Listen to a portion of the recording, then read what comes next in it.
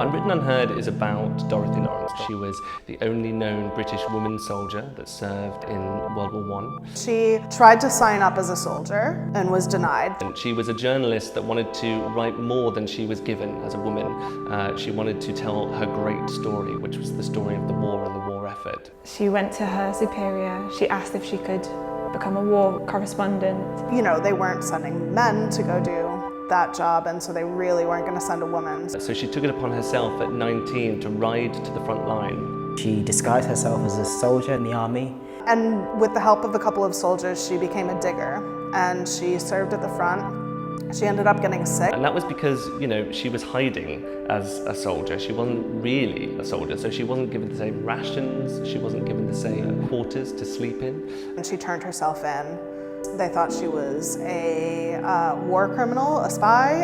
And then from there, her life becomes a little bit of a tragic tale. 7 years after the war ended, whether through justified means or because the system finally broke her down, she ended up in a lunatic asylum for 40 years of her life, and she ended up dying there.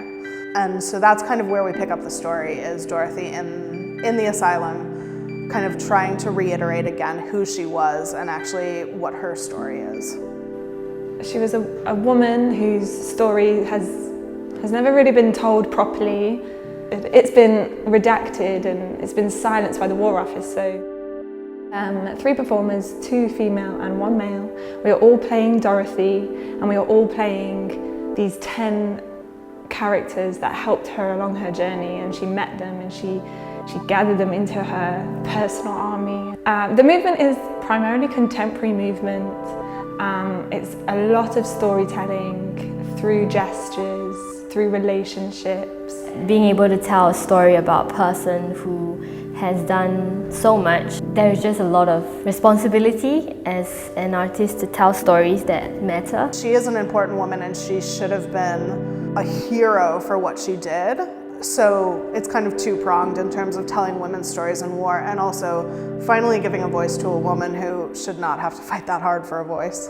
So this is a chance for us to take this story, this inspirational story, this story of resilience and strength, and to elevate it and put it on a platform and give people an opportunity to access this tale.